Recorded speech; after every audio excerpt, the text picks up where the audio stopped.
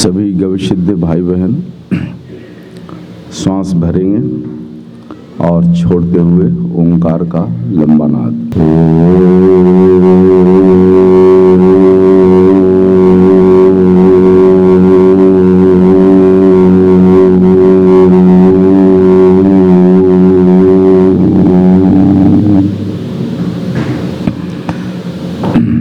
साथ में गायत्री छंद।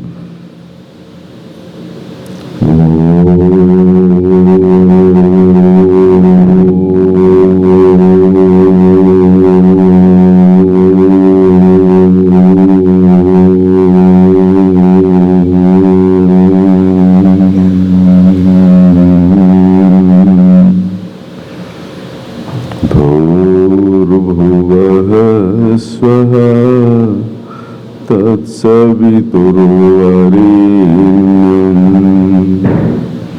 भर्गो देवस्य धीमहि धियो यो नः प्रचोदयात्।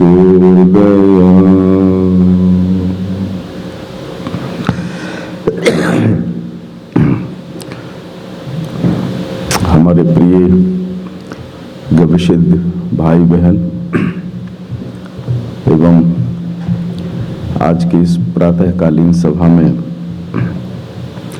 पधारे हुए सभी अतिथिगण, गौ प्रेमीगण, आज एक ऐसे विषय पर आपसे संवाद करने की योजना बनाई है जिस विषय को भारत सदियों से जीता आया है, लेकिन समय के साथ और आधुनिकता के साथ इन विषयों को अंधविश्वास की श्रेणी में रखकर या मैथोलॉजी का विषय मानकर हमने इसमें बहुत सारे विषयों को खो दिया है। विषय नया नहीं है, भारत सदियों से जीता आया है और वह विषय है अदृश्य शरीर का, आभा मंडलीय शरीर का। अब विज्ञान की नजरें इस अदृश्य शरीर की ओर बढ़ी है, तो पिछले कई वर्षों से इस विषय पे हमारा चिंतन चल रहा था कि हमारा जो शरीर है वह जितना दिखता है उतना ही है या इसके आगे भी कुछ है। इस विषय को गहराई से समझने के लिए हमें सर्वप्रथम संपूर्ण सौर्यमंडल और सौर्यमंडल के शरीर को समझना पड़ेगा, क्योंकि हम सभी लोग, सभी जीव जगत, वनस्पति जगत, सभी सौर्यमंडल के हिस्सा हैं। सरल भाषा में हम कहते हैं कि पृथ्वी के हिस्सा हैं, लेकिन अगर और गहराई से देखें तब हम सभी सौर्यमंडल के हिस्सा हैं, क्योंकि पृथ्वी भी सौर्यमंडल का हिस्सा है। कल के संबोधन में सौर्यमंडल का निर्माण और उसका सिमट जाना, यानी तारों का टूटना, मंडल बनना और समय के साथ मंडल का सिमटकर फिर तारा बन जाना, अनंत आकाश में जो ये क्रिया चलती रहती है और इस क्रिया में जो समय है बहुत सूक्ष्म होता है। जैसे आकाश से बरसात का एक बूंद जिसकी आयु अल्प होती है, यदि पूरे ब्रह्मांड पर दृष्टि डाली जाए और इसके विस्तार पर डाला जाए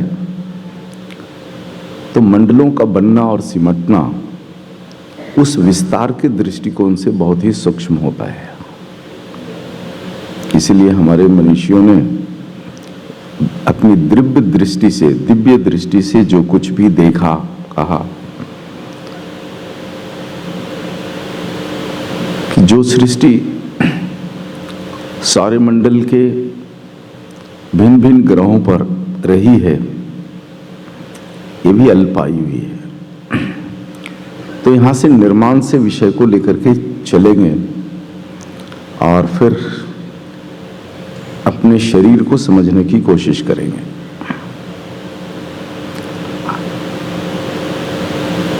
सौरमंडल यानी सूर्य का मंडल, सूर्य नाम के तारे का परिवार। जब सूर्य उदय होता है, उस समय जब हम सूर्य को निहारते हैं तो सूर्य का ठोस हिस्सा और उसके चारों तरफ प्रकाशकीय हिस्सा जो है, एक विशेष ऊर्जा तरंगे हैं।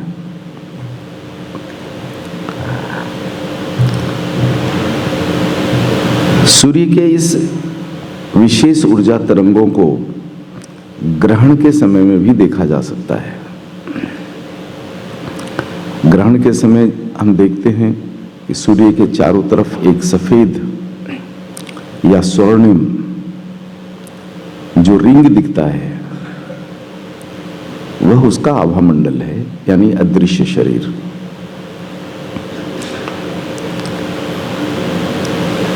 सामान्यतः सहज रूप से यदि हम अदृश्य शरीर के विस्तार को समझना चाहें तो जो शरीर दृष्टिगोचर है, दिखता है, उसकी तुलना में अदृश्य शरीर का जो विस्तार है वो 300 गुना अधिक होता है। मैं दिख रहा हूं आपको, यह जो दिखने वाला शरीर है ये छोटा है, लेकिन वह शरीर जिसको आप खुली आंखों से नहीं देख पा रहे हैं, यह शरीर दृष्टिगोचर शरीर से 300 गुना बड़ा है और यह अपना विस्तार भी ले सकता है। इस शरीर को बड़ा और छोटा किया जा सकता है। जो दृष्टिगोचर शरीर है वह निर्धारित है, लेकिन अदृश्य शरीर निर्धारित नहीं होता, बल्कि परिस्थितियों के हिसाब से उस शरीर की आकृति बदलती है, बड़ी होती है, छोटी होती है। सूर्य का जो दृष्टिगोचर शरीर है, सूर्य नारायण के उस शरीर को हम प्रतिदिन देखते हैं। सूर्य जब दृष्टिगोचर होते हैं तब, और जब तक ओझल नहीं होते तब तक हम देखते हैं। यह सूर्य नारायण का दृष्टिगोचर शरीर है, लेकिन सूर्य नारायण का अदृश्य शरीर, आभा शरीर उतना बड़ा है जितना पूरा मंडल का विस्तार है। इसको हम गुरुत्व से जोड़ करके भी देख सकते हैं। जहां तक जिस पिंड का गुरुत्व काम करता है, वहां तक उसका आभा शरीर होता है। सूर्य के आभा शरीर में ग्रह हैं जो अपनी धुरी पर घूम रहे हैं और सूर्य के चारों तरफ घूम रहे हैं। संपूर्ण सौरमंडल भी किसी का चक्कर लगा रहा है। तो सूर्य के आभा शरीर में सभी ग्रह हैं, उसमें पृथ्वी भी एक है। फिर पृथ्वी का एक अपना आभा शरीर है। उस आभा शरीर के अंदर चंद्रमा नाम का उपग्रह है। पृथ्वी पर बहुत सारे जीव जंतु और वनस्पति हैं, उनका भी अपना आभा शरीर है। जिसमें हम मनुष्य, जीव जगत, वनस्पति जगत, ये सभी हैं। और यह जो गुरुत्व ऊर्जा है इतना सरल होता है, इतना सरल होता है कि हम इसको सामान्यतः नाप नहीं सकते हैं। तो सभी सौरमंडल में सब कुछ सूर्य के गुरुत्व के अंदर है, और ऐसे भी कह सकते हैं कि यह सूर्य के आभा मंडल के अंदर है। अब यह आभा मंडल काम कैसे करता है? एक दूसरे के आभा मंडल के साथ संबंध कैसे बैठता है, और इस आभा मंडल से चीजें संतुलित कैसे होती है? गव्य पुराण में हम लोगों ने पढ़ा है, समझा है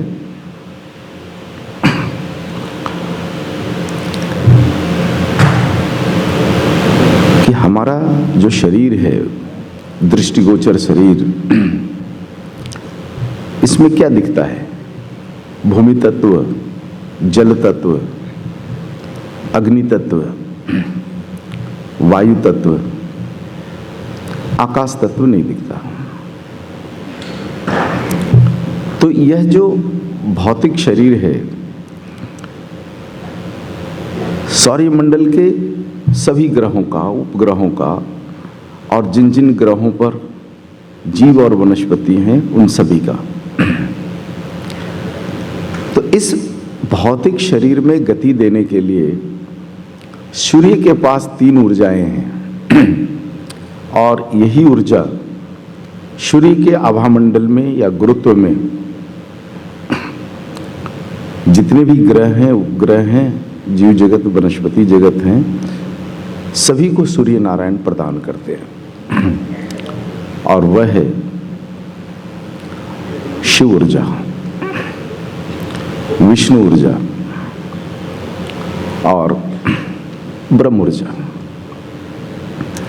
गव्य पुराण में इसको विस्तार से हमने समझा है। शिव ऊर्जा का कार्य है सुरक्षा देना। हमारे शरीर के चारों तरफ जो शिव ऊर्जा की तरंगे जो घूम रही हैं,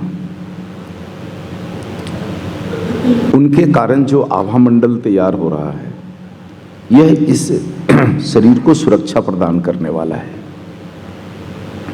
यानी अदृश्य शरीर का संतुलन शिव ऊर्जा के पास है।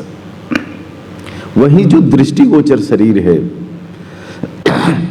भूमि, जल, अग्नि और वायु का जो शरीर है, इस शरीर का संचालन या इसकी सुरक्षा, आंतरिक सुरक्षा निर्भर है विष्णु ऊर्जा के ऊपर। और इस शरीर में जो सोच उत्पन्न होता है,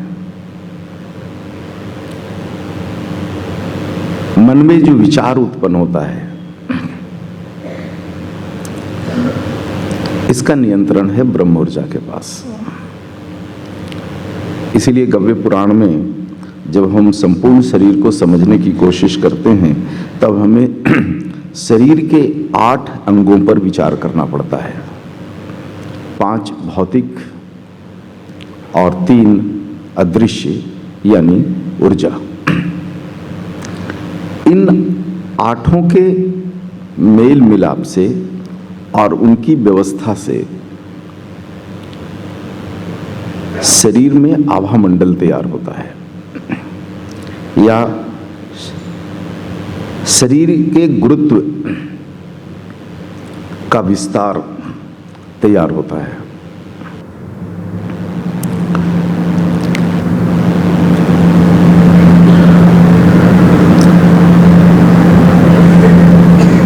तो जैसा जिस प्रकार का सूर्य का आभामंडल है, इसे हम ऐसे भी समझ सकते हैं कि वह संतुलित है, क्योंकि सूर्य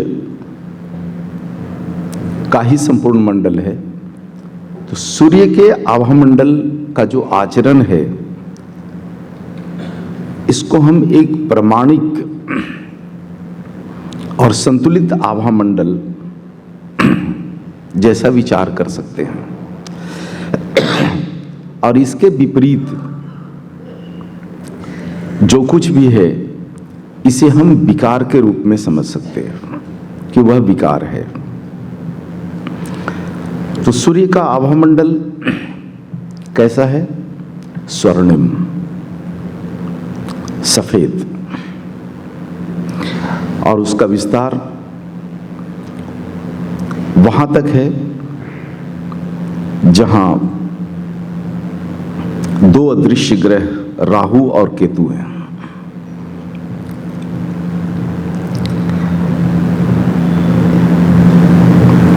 इसकी प्रकृति पर यदि हम विचार करें तो आभा मंडल की जो प्रकृति है वह सबसे पहले दृष्टिगोचर शरीर, भौतिक शरीर के तत्वों की प्रकृति के ऊपर निर्भर करता है, जिसमें मिट्टी है, जल है, अग्नि है और वायु है। मिट्टी की जैसी प्रकृति होगी वैसा ही आभा मंडल तैयार होगा। जल की जैसी प्रकृति होगी वैसा ही आभा मंडल तैयार होगा। तो पहली निर्भरता है आभा मंडल का भौतिक शरीर के तत्वों के आचरण या गुण धर्म के आधार पर, और दूसरा है विद्युतीय शरीर के ऊपर, किस जीव का और किस वनस्पति का के शरीर में ये तीनों ऊर्जाएं किस स्तर पर हैं उसके ऊपर। और अंत में यह आभा मंडल का जो चरित्र है वो निर्भर करता है आत्मा रूपी तरंग पर। तो ये तीन चीजें हैं जिससे आभा मंडल तैयार होता है, और यही आभा मंडल जब सूर्य के आभा मंडल से मेल खाता है तब कोई भी वनस्पति या कोई भी जीव का जीवन संतुलित होता है। और जैसे ही इसमें विकृतियां आनी शुरू हो जाती है, उस जीव या वनस्पति का शरीर व्याधियों से भर जाता है। यह विषय इतना गहरा है और इतना कारगर है कि इस विषय पर यदि मंथन, चिंतन और इसकी उपयोगिता को अगर जीवन में लाया जाए तब किसी भी भौतिक औषधि की जरूरत नहीं पड़ती, दृष्टिगोचर औषधि की जरूरत नहीं पड़ती, क्योंकि दृष्टिगोचर शरीर तो मात्र संपूर्ण शरीर का 30% हिस्सा है। तो जो मैं देख रहा हूं इस विषय को, आभा मंडल वाले विषय को, इसमें से एक संपूर्ण चिकित्सा विधा तैयार की जा सकती है। एक ऐसी चिकित्सा विधा जिसमें किसी भी प्रकार की भौतिक वस्तु की उपयोगिता की आवश्यकता नहीं है, मात्र आभा मंडल पर कार्य करके और किसी भी व्याधि को ठीक की जा सकती है। अभी थोड़ी गहरी बात थी, जितना कुछ मैंने समझा है इसको रखने की कोशिश की है। अब आगे मैं कुछ ऐसे विषयों पर चलता हूं जिससे हम सभी की समझ और गहरी हो सकती है इस विषय पर। मात्र उदाहरण के लिए इस विषय को रख रहा हूं कि एक अणु है, एटम्स, जैसा कि आधुनिक विज्ञान में हम लोगों ने पढ़ा है कि किसी भी अणु के 3 खंड हैं, इलेक्ट्रॉन, प्रोटॉन और न्यूट्रॉन। ये प्रोटॉन और न्यूट्रॉन तो उस अणु के मध्य में हैं और इलेक्ट्रॉन्स उसके चारों तरफ घूम रहा है। यहां पर एक मुख्य बात यह भी है कि प्रोटॉन भी स्थिर नहीं है, लेकिन उस अणु के शरीर को समझने के लिए हमने मान लिया है कि इलेक्ट्रॉन्स चारों तरफ घूम रहा है। यही उसका आभामंडल है। और जब तक वो एक निर्धारित परिधि पर घूम रहा है, एक फिक्स पाथ पर घूम रहा है, तब तक वह अणु संतुलित है। और जैसे ही उसके इलेक्ट्रॉन्स का पाथ बदल जाता है, उस अणु में विकृतियां आ जाती है। इसी को जब हम एक विस्तार स्वरूप में समझने की कोशिश करें और यह मान लें कि हमारा संपूर्ण शरीर मात्र एक अणु है, कई अणुओं के मेल से बना हुआ, कई खरबों, या चिकित्सा शास्त्र की दृष्टिकोण से समझें तो हम सेल्स को समझ सकते हैं कि हमारा जो सेल्स है, हमारे शरीर का जो सेल्स है, उसको मान ले हम कि एक वह अणु है और उसमें तीनों ऊर्जाएं है ना, है। और जिस प्रकार से सूर्य की ऊर्जाएं गतिमान है अपने पथ पर, जिस दिशा में और जिस प्रकृति के साथ, हमारे शरीर के सेल्स की ऊर्जाएं भी यदि उसी प्रकार से गतिमान है अपने निर्धारित पथ पर, तब वह सुरक्षित है और निरोगी है। तो हमारा पूरा शरीर जिन कोशिकाओं से बना हुआ है, इन कोशिकाओं का यदि हम उनके आचरण चरित्र के आधार पर वर्गीकरण करें तो लगभग इसके 200 खंड बनते हैं और या 200 समूह बनते हैं।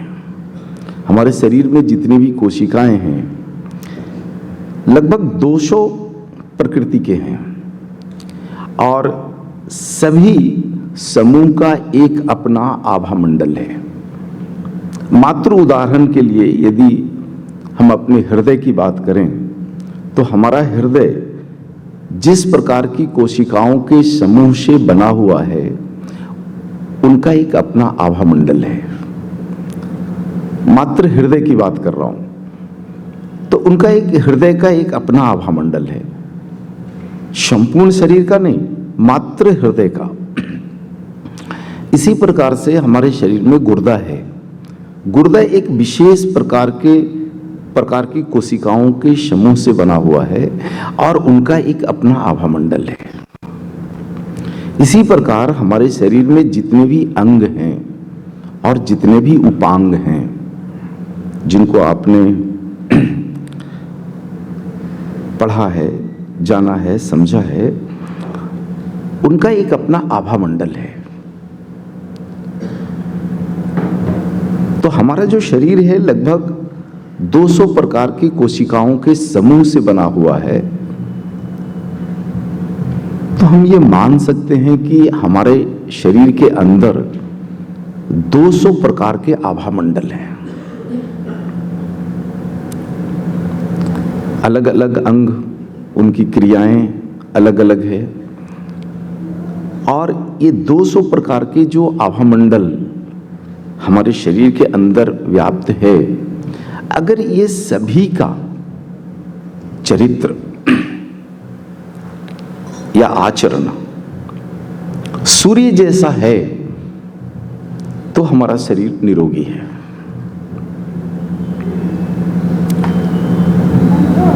मात्र समझने के लिए मैं एक उदाहरण यहाँ पर रख सकता हूँ कि जैसे मेरे शरीर के अंदर के अंगों का आभामंडल एक जैसा है, तो हमारे शरीर का जो आभामंडल जो तैयार होगा वह आभामंडल कैसा होगा? तो 200 प्रकार के सूक्ष्म आभा मंडलों का सम्मिलित स्वरूप। जैसे मेरे मात्र हृदय का जो आभा मंडल है और उसके चारों तरफ जो ऊर्जा तरंगें घूम रही है, ये क्लॉकवाइज है,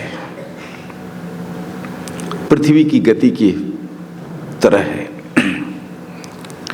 और इसी प्रकार से हमारे शरीर के अंदर के सभी 200 प्रकार के आभा मंडल सभी एक ही गति में घूम रहे हैं।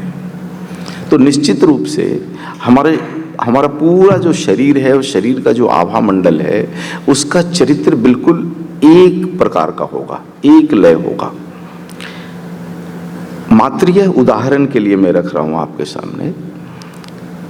लेकिन हमारे पास दो लोग बैठे हुए हैं और इन दोनों के शरीर के अंगों का आभा मंडल यदि एक जैसा नहीं है,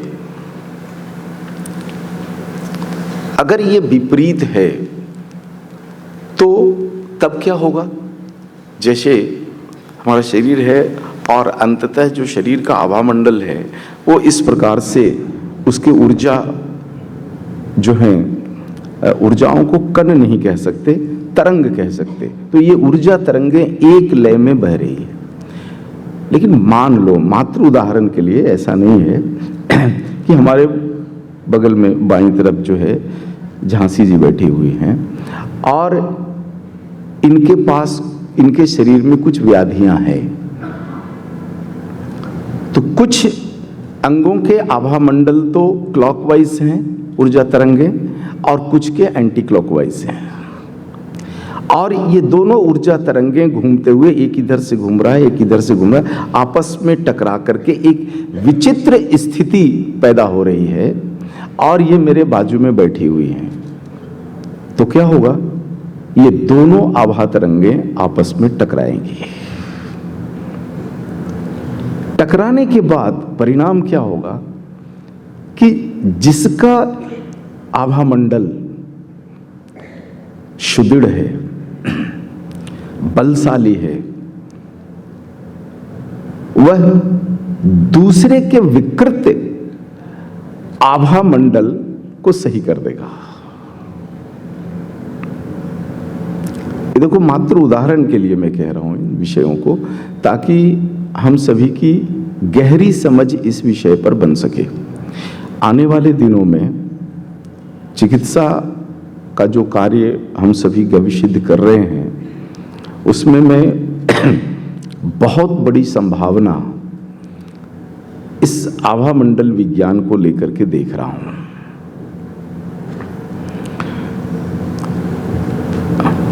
हृदय का जो आभा मंडल है और उसकी जो ऊर्जा तरंगे हैं वो इस प्रकार से घूम रही हैं। लेकिन यदि हमारे गुर्दा का जो आभा मंडल है और उसके अंदर की जो ऊर्जा तरंगे हैं, यदि यह विपरीत दिशा में घूम रहा है, तो शरीर में एक विचित्र स्थिति पैदा होती है। ये सभी ऊर्जा तरंगें जब आपस में टकरा जाती हैं, तब एक लयता नहीं बनता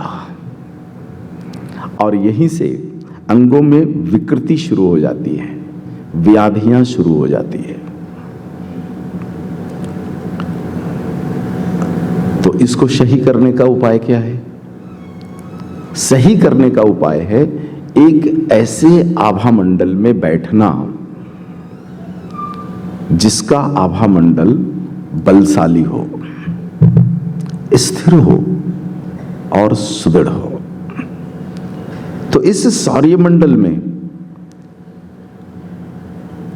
आभा मंडल का आचरण और गुणवत्ता का जो प्रमाणीकरण है, वह उसमें हम सूर्य को आधार मानते हैं, कि सूर्य नारायण का जैसा आभा मंडल है ये संतुलित है।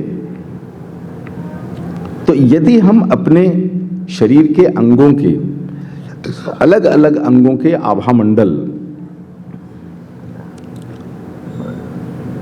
को संतुलित करना चाहते हैं तो सबसे बड़ा जो स्रोत है वह है सूर्य और सूर्य की किरणें। सूर्य की किरणें और सूर्य का किरणों से उत्पन्न आभा मंडल किसी भी जीव या वनस्पति के विकृत आभा मंडल को सही करने में सक्षम है। लेकिन यहां पर एक जो प्रश्न है कि यदि ऐसा है तो सूर्य के प्रकाश में रहने वाले और सूर्य के प्रकाश में विचरण करने वाले जीव और वनस्पतियों के शरीर में व्याधियां क्यों आती है? ये बड़ा प्रश्न आपके मन में उठेगा। तो यहां पर हमें सूर्य को समझना पड़ेगा और सूर्य से उत्पन्न जितने भी जीव जगत हैं, हमारी उत्पत्ति कहां से हुई है? सूर्य से हुई है। हम सूर्य के अंश हैं और सूर्य का कौन सा अंश है? ऊर्जा अंश है।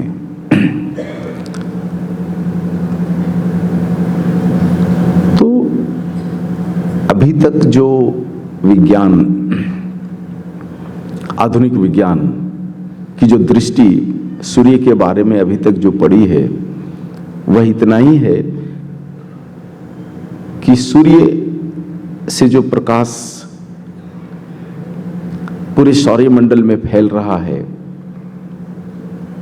इसके 7 प्रकार हैं, यानी 7 रंग हैं और प्रत्येक रंग अपनी प्रकृति के साथ है। हर रंग की अपनी एक प्रकृति है और इन सारी प्रकृति को यानी सारे रंगों को यदि सम मात्रा में मिश्रित कर दिया जाए तब इसमें से जो रंग बनता है वो सफेद बनता है। हाँ, 7 रंगों को आप चाहो तो एक प्रयोग कर सकते हो अपने घर में। आप बाजार से सूर्य की किरणों के 7 रंग लेकर के आ जाइए और बिल्कुल समान मात्रा में सबको आप मिला दो आप, तो परिणाम होगा कि वह सफेद हो जाएगा।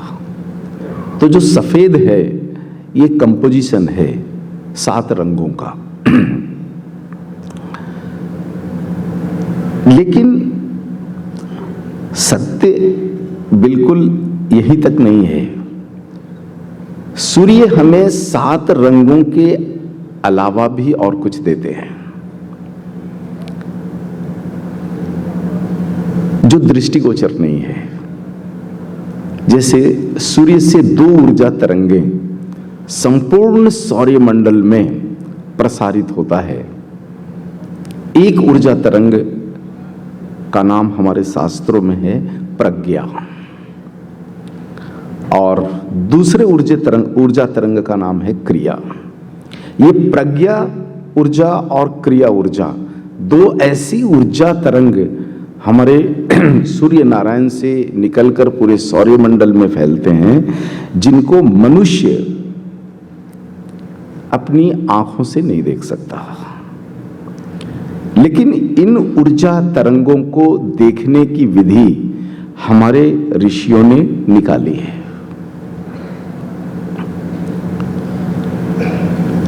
जो हमारा तृतीय नेत्र है। ऐसे तो मात्र केवल भगवान शिव के पास तृतीय नेत्र है ऐसा कहा जाता है और ऐसा हम मूर्तियों में देखते हैं कि भगवान शिव के पास एक तृतीय नेत्र है। भगवान शिव के पास मात्र नहीं, संपूर्ण जीव जगत के पास तृतीय नेत्र होता है। यहां पर केवल समझना यही है कि भगवान शिव ने अपने तृतीय नेत्र को बहुत ज्यादा क्रियाशील बना दिया था। हमारा जो तृतीय नेत्र है वो उतना क्रियाशील नहीं है, लेकिन इसको क्रियाशील बनाने की क्रियाएं हैं, और ये पूरी की पूरी क्रिया और उस पर अभ्यास पूरी दुनिया में मात्र एक स्थान पर सुरक्षित है, और उस स्थान का नाम है तिब्बत। आज भी तिब्बत में ऐसे ऐसे आपको मनीषी मिल जाएंगे जिन लोगों ने अपने तृतीय नेत्र को बहुत ज्यादा क्रियाशील बना लिया है। चीन की जो कुदृष्टि है तिब्बत के ऊपर इसी विषय को लेकर के है, क्योंकि यह जो तृतीय नेत्र है, यदि इसको हम क्रियाशील कर लेते हैं तब हम इस ब्रह्मांड के उन सारी ऊर्जाओं का दर्शन कर सकते हैं, देख सकते हैं, जिनको सामान्य जीव अपनी नंगी आंखों से नहीं देख पाता। तो सूर्य से ऐसी जो ऊर्जा तरंगें निकलती हैं जिनको मनुष्य अपनी आंखों से नहीं देख पाता है, उसको देखने के लिए तृतीय नेत्र को खोलने की आवश्यकता पड़ती है या उसको क्रियाशील करने की आवश्यकता पड़ती है। ऐसी ऊर्जा तरंगों का अवशोषण प्रत्येक जीव जगत और वनस्पति जगत नहीं कर सकता। हमारा जो शरीर है सामान्यतः, या किसी भी जीव का जो सामान्य शरीर है, वह केवल सूर्य की किरणों के 7 रंगों की ऊर्जाओं का अवशोषण करने में सक्षम है। यदि हम सूर्य के प्रकाश में बैठ जाएं, तो सूर्य के प्रकाश में जो 7 रंग हैं, इन 7 रंगों की ऊर्जाओं का अवशोषण हमारा शरीर कर सकता है। और यदि कोई जीव चाहे तो मात्र इन सूर्य की किरणों से अपने शरीर को चला सकता है।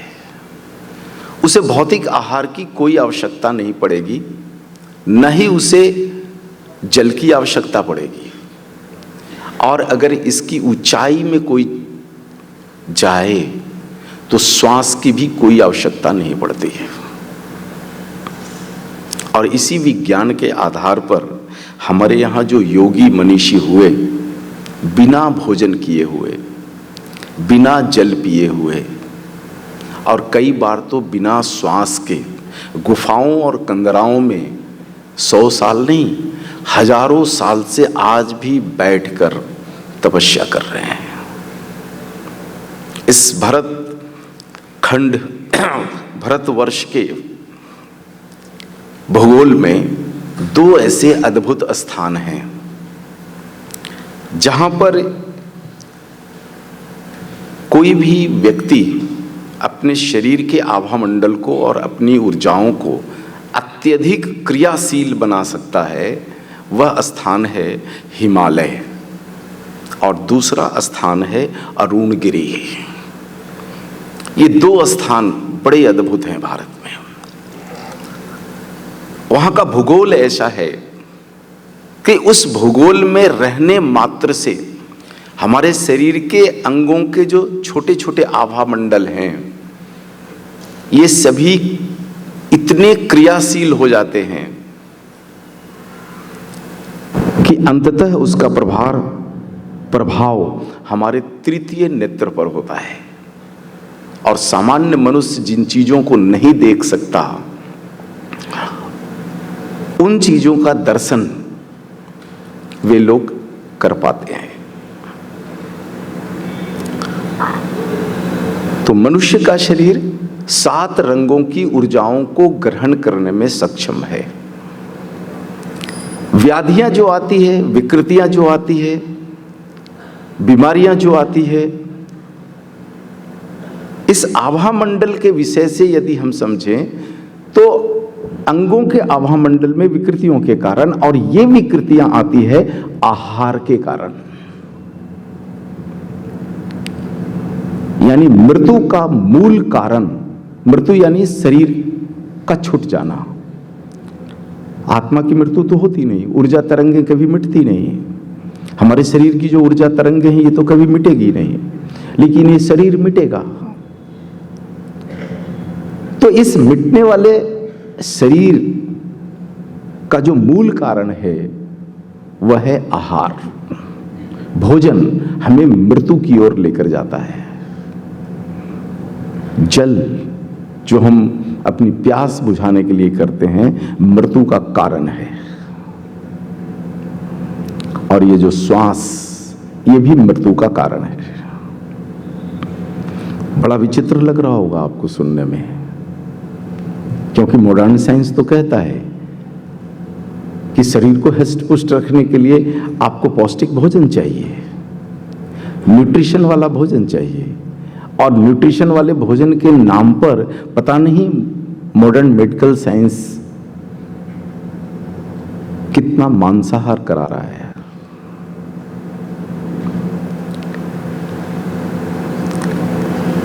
ऊर्जा के इस विषय को गहराई से समझोगे तब मृत्यु का कारण 3 हैं: ठोस आहार, तरल द्रव्य और श्वास।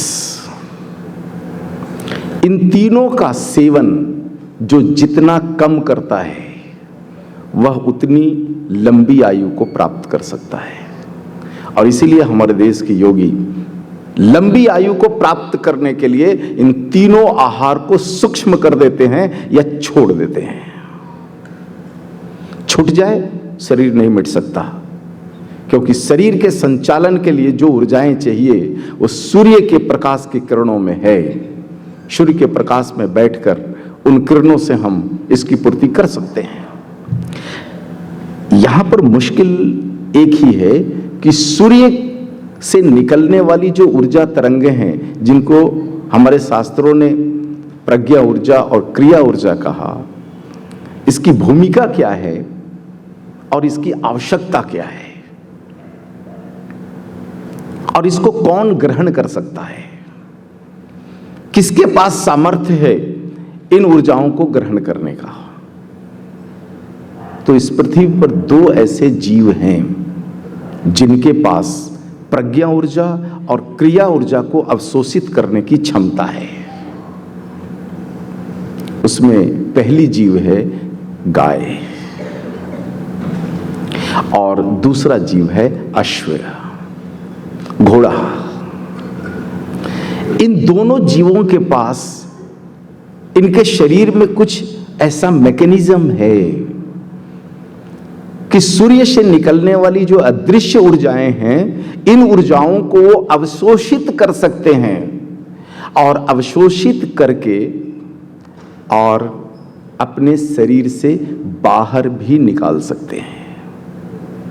जैसे मात्र समझने के लिए मैं यहाँ पर एक उदाहरण रखता हूँ कि हम लोग मोबाइल का उपयोग करते हैं और लंबे समय तक मोबाइल का उपयोग करना है तो हमको पावर बैंक रखना पड़ता है ना। डिस्चार्ज हो गया और प्लग नहीं मिला तो पावर बैंक में लगा के काम चला लेते हैं।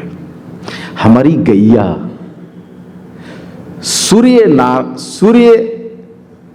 सूर्य पावर बैंक है। हाँ, नहीं माफ करना, सूर्य तो मूल ऊर्जा है और हमारी गैया हमें चार्ज करने के लिए एक पावर बैंक है।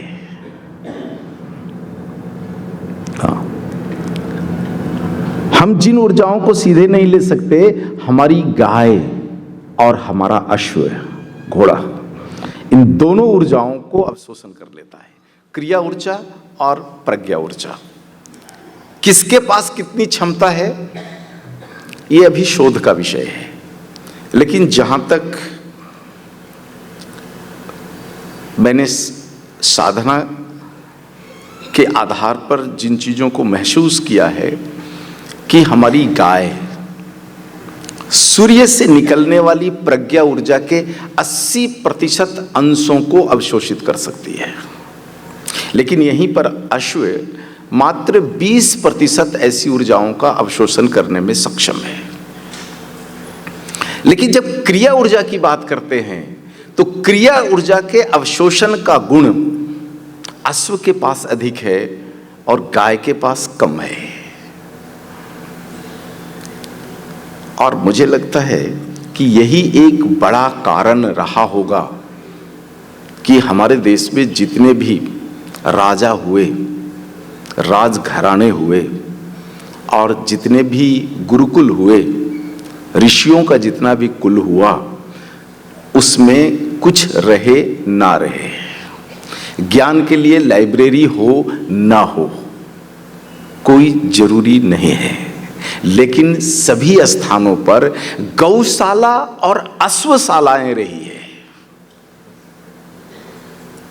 आप त्रेता कालखंड से राजा दशरथ जी का जो राजतंत्र था वहां से लेकर और द्वापर तक का इतिहास टटोल कर देख लो, जितने भी ऐसे मनीषी हुए हैं, गुरुकुल हुए हैं, राजघराने हुए हैं, सभी के पास ये दो समृद्धि हुआ करती थी और यही उनकी समृद्धि का पैरामीटर भी था, अश्वशाला और गौशाला।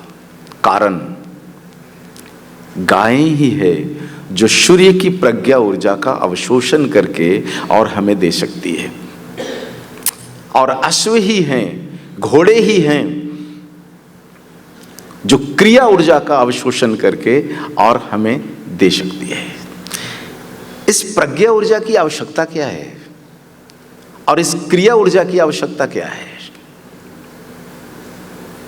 ये दोनों विषय को समझना इसलिए जरूरी है क्योंकि यह जो आभा मंडल शरीर है, इसमें सबसे जो बड़ी भूमिका है इसी प्रज्ञा और क्रिया की है। प्रज्ञा को समझने के लिए हम चेतना और संवेदना शब्द का उपयोग कर सकते हैं।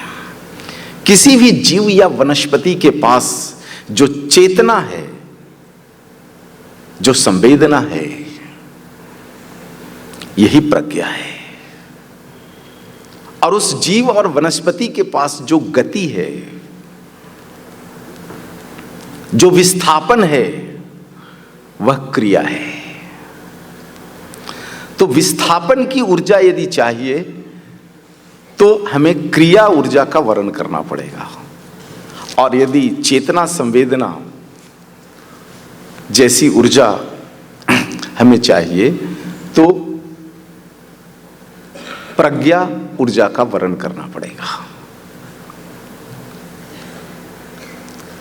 तो क्रिया और प्रज्ञा, इसके अलावा जो मुझे अनुभूति होती है जब कभी मैं ध्यान में बैठता हूं सौर्यमंडल के विषय को लेकर, तब जो मेरी अनुभूति होती है, सत्य भी हो सकता है, नहीं भी हो सकता है, मैं निर्धारित रूप से नहीं कह सकता, लेकिन मैं महसूस करता हूं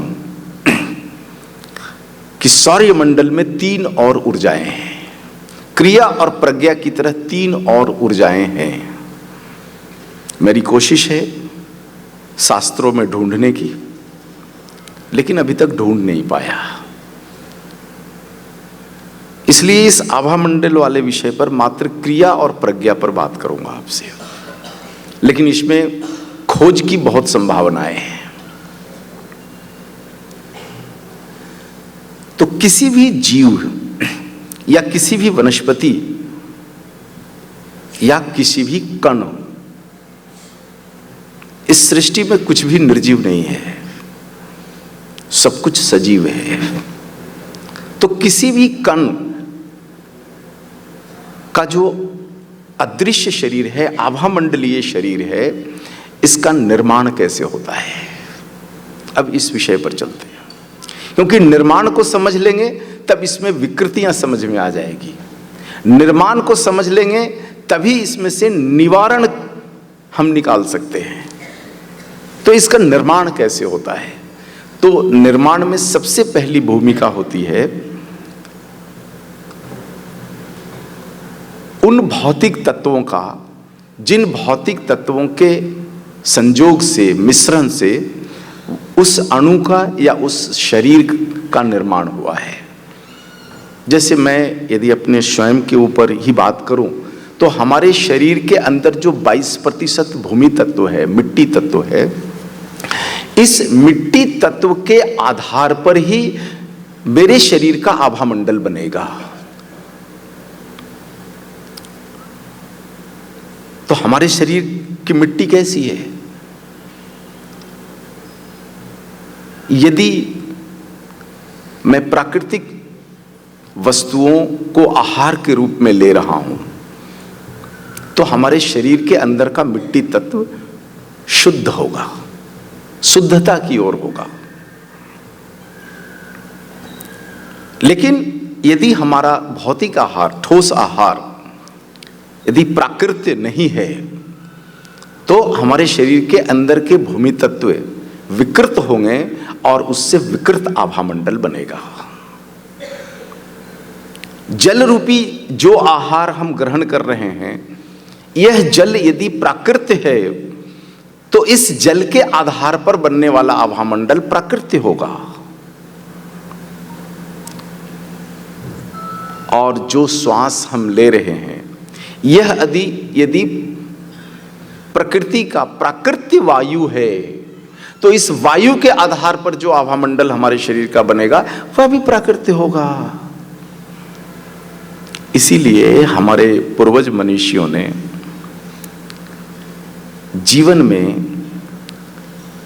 जीवन को सात्विक रखना सबसे महत्वपूर्ण विषय बताया कि आहार आपका सात्विक होना चाहिए, तभी हमारे शरीर का आभामंडल सात्विक यानी एक लय में घूमने वाला होगा। इसलिए सात्विक आहार की बात पूरे विश्व में केवल भारत करता है। केवल भारत ही है जो दुनिया में वकालत करता है कि मनुष्य को शाकाहारी होना चाहिए। यदि हम शाकाहारी हैं, शाकाहार, यदि हम अपने जीवन को वनस्पतियों के आधार पर चलाते हैं तो उस ठोस आहार से जो हमारा आभामंडल बनेगा वो एक लय में घूमने वाला होगा। लेकिन यहीं पर यदि हम अपने ठोस आहार को विकृत कर दें, अप्राकृतिक कर दें, तो हमारे शरीर का जो आभामंडल है वो विकृत हो जाएगा। तो सात्विक आहार क्या हो सकता है? अब ये एक बहुत बड़ा विषय है। इस विषय को समझने के लिए जो मैंने मदद ली है वो महर्षि वाग्भट के अष्टांग संग्रह से ली है। तो इस विषय को, आहार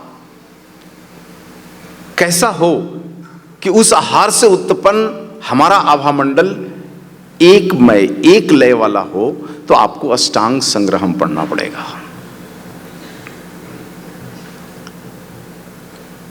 सामान्य व्यक्ति के लिए जो समझ बने उसके लिए एक उदाहरण मैं रख सकता हूं। कभी आपको मौका मिले तो आप झारखंड, छत्तीसगढ़, उड़ीसा के उन गांवों में जाइए जहां अभी तक सड़कें नहीं बनी है, जहां अभी तक मोबाइल नहीं आया है। हैं अभी ऐसे गांव जहां पर आज भी बिजली नहीं है। इन गांवों में जाइए और वहां के निवासियों की दिनचर्या और आहार को देखिए। उनके घर में आहार की वस्तुएं संग्रह नहीं की जाती आज भी। दिन भर गांव के लोग जंगलों में जाते हैं, काम करते हैं और शाम में आते समय अपना आहार लेकर आते हैं, उसको बनाते हैं, खाते हैं और फिर अगले दिन प्रातः अपने काम के लिए जंगल में निकल जाते हैं। यह है सात्विक आहार, संपूर्ण सात्विक आहार। आज भी भारत के वनवासी जिनको आधुनिक सुविधाएं नहीं मिली है, 100% शुद्ध सात्विक आहार में जीते हैं। उनके शरीर के आभामंडल, उनके शरीर का आभामंडल इतना सुदृढ़ होता है, उनके पास बैठ जाओ आपका चित्त प्रसन्न हो जाता है। मस्तिष्क के बलशाली हो जाते हैं। चिकित्सा शास्त्र की भाषा में मैं बात करूं तो डिप्रेशन या माइग्रेन जैसी बीमारियां यदि है तो इन वनवासियों के पास जाकर बैठ कर देखो, आपको पता चल जाएगा कि आभा मंडल की क्या भूमिका है हमारे जीवन में। दूसरा विषय है तरल आहार का, जल। हमारे पूर्वज कौन से जल पीते थे? बहती हुई नदियों का जल। संग्रहित जल कभी नहीं पीते थे। आज भी योगियों को देख लो आप, कभी भी संग्रहित जल नहीं पीते, बोतल का पानी नहीं पीते। ये बोतल का पानी जो आप 24 घंटा अपने बैग में लेकर के घूमते हो ना, ये आपके शरीर के तरलीय पदार्थों से उत्पन्न आभामंडल को पूरी तरह से विकृत कर देता है। और चिकित्सा शास्त्र की भाषा में बात करो तो आज जो इतनी बीमारियां हो रही है उसके मूल में ये बोतल बंद पानी है। हमारे यहां कहावत भी है इस देश में, रमता जोगी बहता पानी कभी अपवित्र नहीं होता। जो योगी जीवन भर विचरण करता है वह पवित्र है, और जिसने मठ बना लिया और मठ पर आसीन होकर मठाधीश बन गए, उनकी पवित्रता पर कभी भी प्रश्न चिन्ह लग सकता है। इसलिए योगी यदि है तो वो तो रमता ही है और पानी बहता ही है। जो पानी स्थिर हो गया वह अपनी प्रकृति से विकृत हो गया, और जो पानी नदियों में बह रहा है वो शुद्ध है। कभी आप जाओ गंगा के तीर पर, कभी जाइए बनारस, काशी, गंगा, मृत शरीर बहा दिए जाते हैं। पता नहीं कितने शहरों का मल मूत्र उसमें सम्मिलित होता है, फिर भी हम उस जल को ग्रहण कर लेते हैं, क्योंकि बहता हुआ जल कभी अपवित्र नहीं होता। इसलिए आप देखोगे हमारे भारत के पूर्वजों के पास इतना ऊंचा ज्ञान था कि उन्होंने जितने शहर बसाए सारे शहर नदियों के किनारे बसाए। भाग्यनगर कहां बसा? मुशी नदी के किनारे बसा। आज मुशी नदी नहीं, मुशी नाला बन गया है। तो देखो भाग्यनगर के लोगों का भाग्य कितना, नहीं बोलना चाहिए।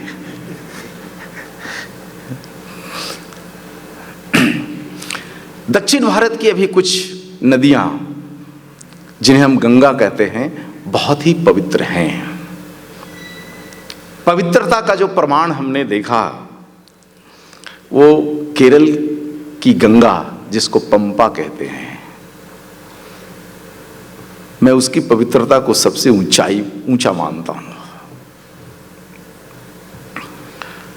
ऐसी गोदावरी है, नर्मदा है, कृष्णा है, कावेरी है। यदि अपने शरीर के आभामंडल को एक लय बना करके रखना है तो इन गंगा रूपी नदियों का जल पियो आप। हमारे देश के प्रधानमंत्री माननीय नरेंद्र मोदी जी की जो एक दृष्टि है कि गंगा के किनारे की जो जनसंख्या है उनको गंगा जल उपलब्ध किया जाए, और गंगा का जो जल है उसको बहुत सारे शहरों में उन्होंने जो है प्रसारित करवाया है। एक बड़ी ऊंची सोच है।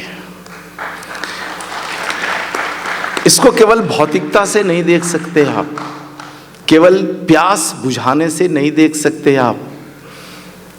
इसके पीछे हमारे प्रधानमंत्री के मस्तिष्क के अंदर विचरित होने वाला जो सात्विक विचार है, इसका प्रसारण है।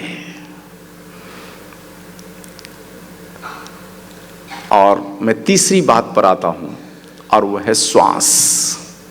यदि हमारा श्वास प्राकृतिक हुआ तो हमारे श्वास के कारण उत्पन्न आभामंडल प्राकृतिक होगा। तो प्राकृतिक श्वास कहां मिलेगा? जहां प्रदूषण नहीं है। तो यदि हम किसी शहर में रह रहे हैं, है ना, शहर का मतलब क्या? नर्क। यदि हम नर्क में रह रहे हैं तो निश्चित रूप से ठोस आहार, तरल जल के साथ साथ श्वास भी प्राकृतिक नहीं मिलने वाला है। तो प्राकृतिक श्वास चाहिए तो आपको प्रकृति के गोद में रहना पड़ेगा, यानी जंगलों में रहना पड़ेगा, गांव में रहना पड़ेगा, जहां का वायु शुद्ध है। शुद्ध वायु का मतलब क्या? ऐसा वायु, ये आधुनिक विज्ञान के विचार से एक ऐसा वायु जिसमें 20.8% ऑक्सीजन हो, है ना, 68% नाइट्रोजन हो, और बहुत अल्प मात्रा में कार्बन या कार्बन के कंपाउंड वाले वायु हों या दूसरे वायु हों।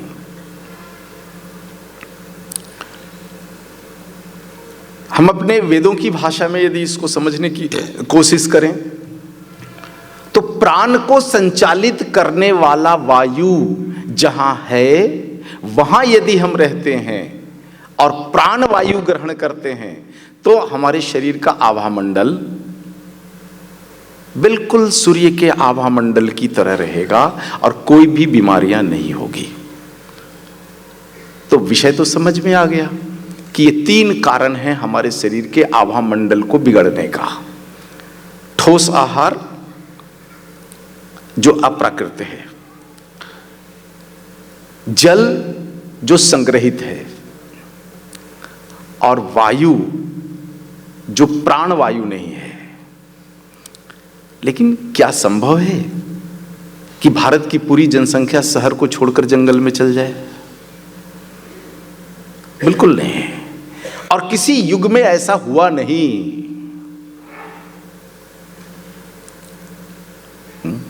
शहरों का विस्तार कम और ज्यादा जरूर हुआ है, लेकिन धरती पर कभी नर्क खत्म नहीं हुआ। नर्क चंद्रमा पर नहीं है, मंगल पर भी नहीं है, और राहु और केतु पर भी नहीं है। नर्क तो इसी धरती पर है। धरती का वह भूभाग, भूखंड जहां पर शुद्ध आहार ना मिले, पीने के लिए शुद्ध तरल जल ना मिले और श्वास के लिए प्राण वायु ना मिले, उसी स्थान को नर्क कहते हैं। आप तय कर लो कि आप कहां रह रहे हैं। और विशेषकर मैं युवा पीढ़ियों से कहना चाहूंगा कि हमारी जो ये शिक्षा है, ये हमें नर्क में जाने का अज्ञान दे रहा है।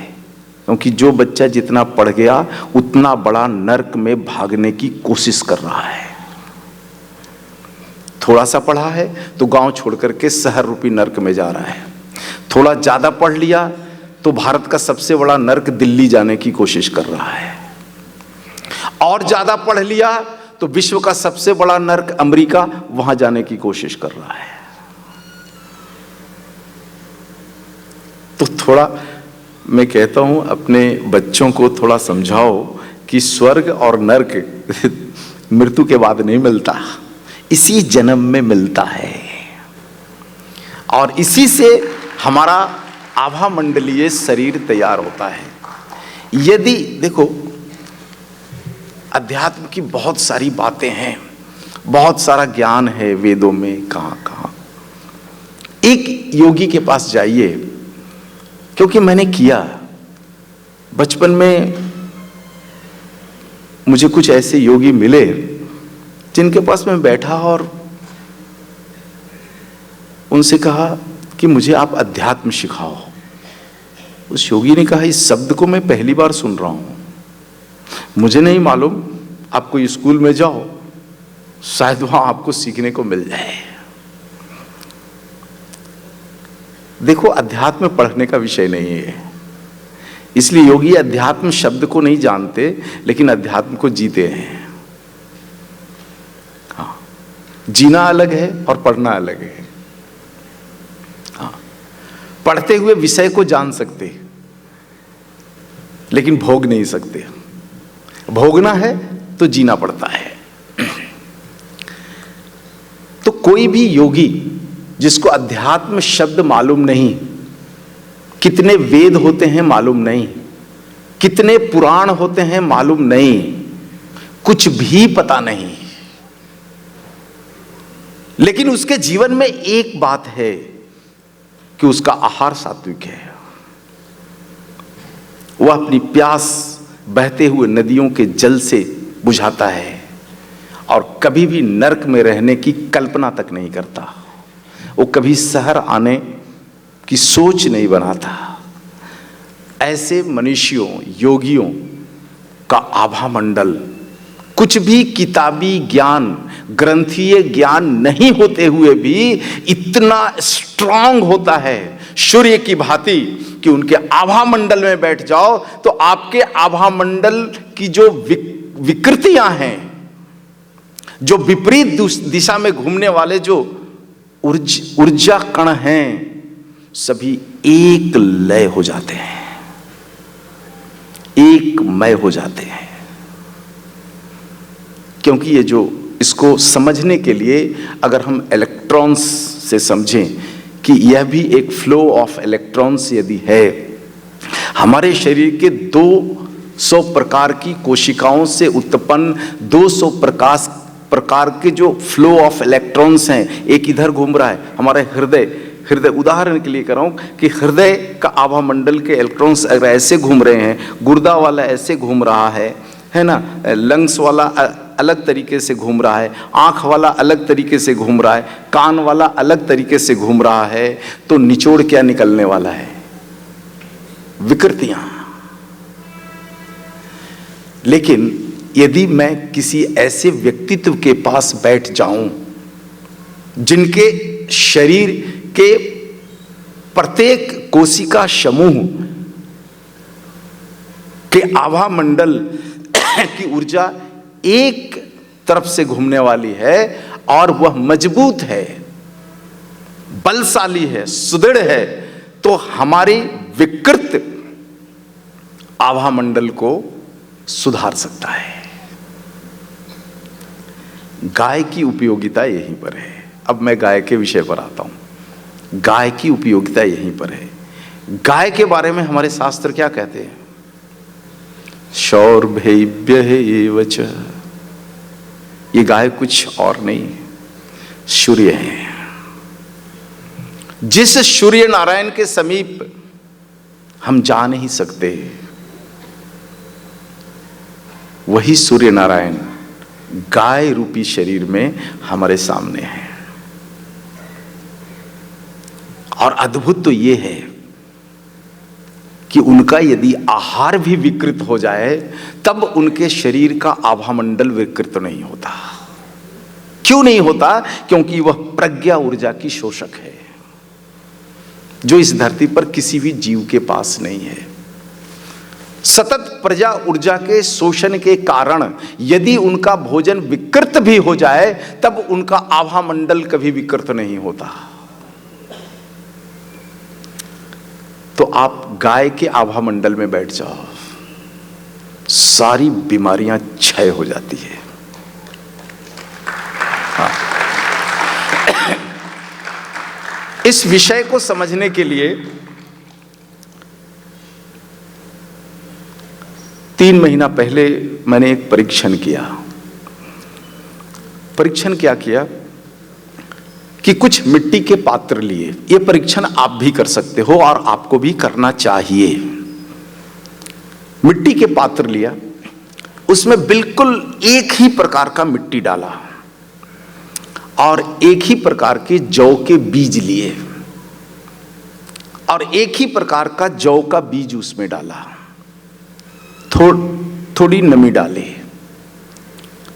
और एक पात्र को गाय के बिल्कुल नजदीक आभामंडल में रखा, दूसरे पात्र को 100 फीट की दूरी पर रखा, तीसरे को 300 फीट की दूरी पर, चौथे को 400 फीट की दूरी पर, पांचवें को 500 फीट की दूरी पर रखा और प्रतिदिन निर्धारित मात्रा में सभी में जल दिया और सूर्य का प्रकाश बिल्कुल सभी पात्रों में बराबर पड़े ऐसे स्थान का चयन किया और उसमें से जब जौ अंकुरित हुआ तो सभी पात्र के जौ जो अंकुरित होकर के पौधे बने, इसमें बहुत अंतर हमने देखा। कुछ पात्र को ऐसे स्थान पर रखा जहां की गायें बिल्कुल प्रसन्न रहती थी, यानी गाय का वह समूह जहां पर गाय के बछड़े भर पेट दूध पीते हैं। भर पेट दूध पीने के बाद जो अधिक दूध है केवल उसको निकाला गया। कुछ पात्रों का चयन ऐसे स्थान पर किया जहां की गायें अत्यधिक प्रसन्न नहीं थी, तो इसमें जौ के बीज का जो ग्रोथ है और उस पौधे की जो परिपक्वता है, इसमें बहुत अंतर पाया हमने। यह देखो बिल्कुल छोटा सा परीक्षण है, कोई बहुत बड़ी लेबोरेटरी नहीं लगती, कोई बहुत बड़ा मैकेनिज्म नहीं लगता। आप जाइए घर और वहां ऐसे परीक्षण करके देखो।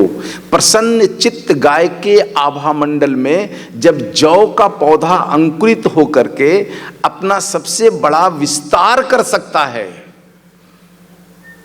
तो एक अनुमान लगा सकते हो कि कोई भी माता अपना गर्भधारण यदि गाय के आभामंडल में करे और बच्चे का 9 महीना पोषण यदि गाय के आभामंडल में करे तो कैसा बच्चा जन्मेगा। यह हमारे शोध का अगला पड़ाव है। इस साल मैंने केवल वनस्पतियों पर किया है, कुछ बीजों पर किया है, लेकिन आने वाले दिनों पर यह शोध जो है वो मनुष्यों पर करने की हमारी योजना है।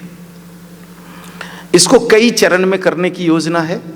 आप भी कर सकते हो कि यदि कोई दंपत्ति गाय के आभामंडल में गर्भ धारण करता है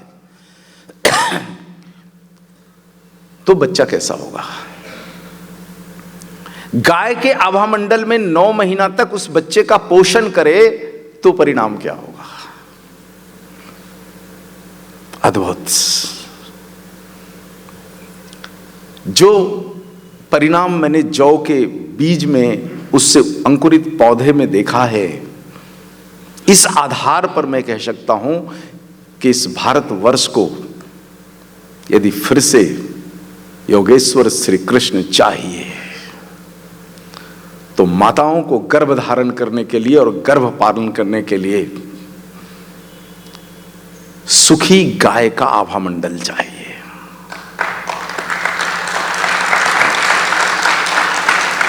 और इसी को मैं आभामंडल से चिकित्सा का अगला पड़ाव लेकर चल रहा हूं। और बीमारियां तो बहुत बहुत छोटा सा विषय है कि गाय के आभामंडल में बीमारियां बिल्कुल ठीक हो सकती है, और ये करके देखा है हमने। जैसे एक उदाहरण के लिए, किसी व्यक्ति को कैंसर हुआ तो आभामंडलीय शरीर के आधार पर हम क्या निष्कर्ष निकालेंगे। हमारे किसी के शरीर में कैंसर क्यों होता है, आभामंडलीय शरीर के हिसाब से।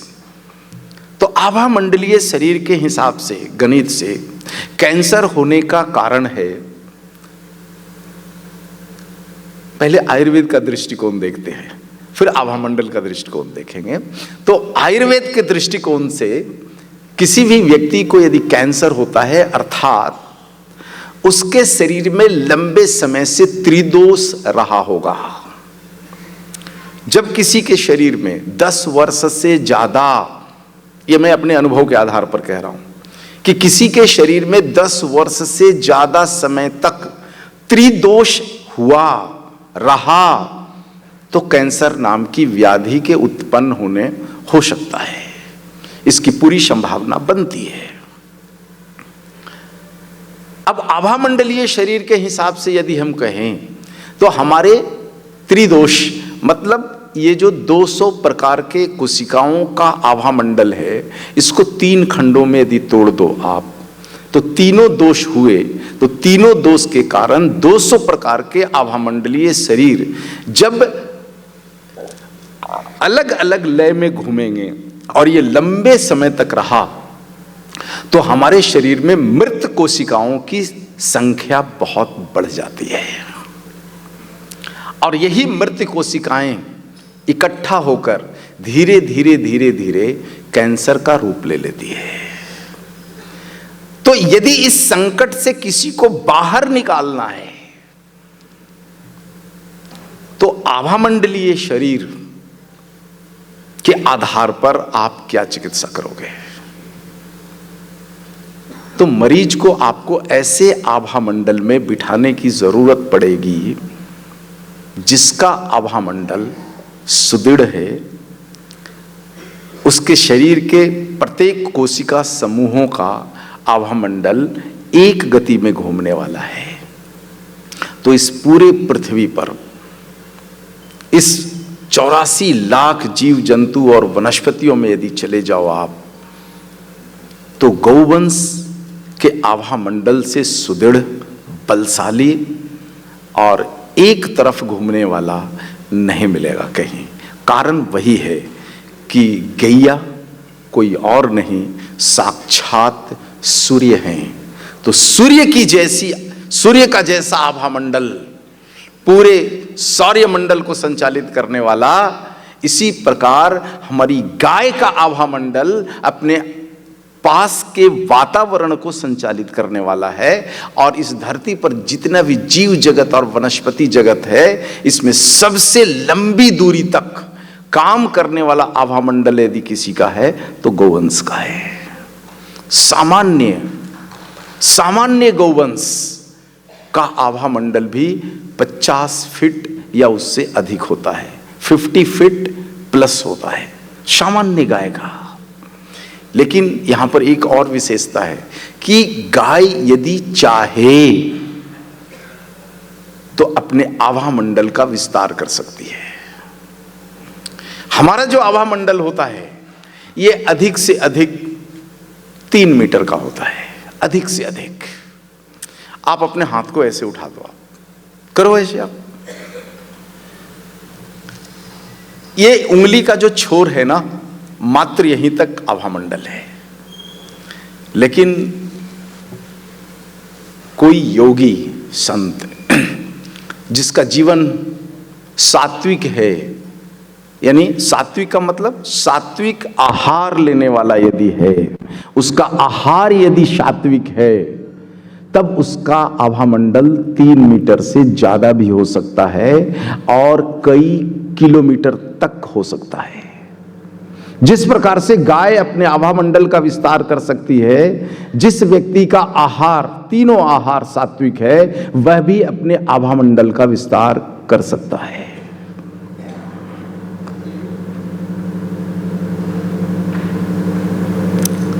एक बार मैं बेलगांव गया था, वहां पर एक बच्ची इस विषय पर अभ्यास करती थी।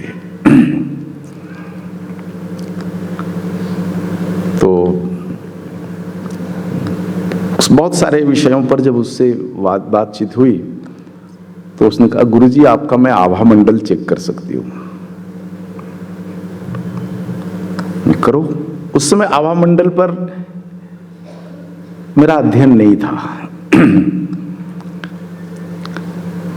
तो उस बच्ची ने जब मेरा आभामंडल, वो तृतीय नेत्र खोल सकती थी, वो बच्ची वो है खोलती है। वहाँ पर एक गुरुजी हैं जो इस विषय का ज्ञान देते हैं और बहुत सारे बच्चे इस विषय का ज्ञान लेते हैं।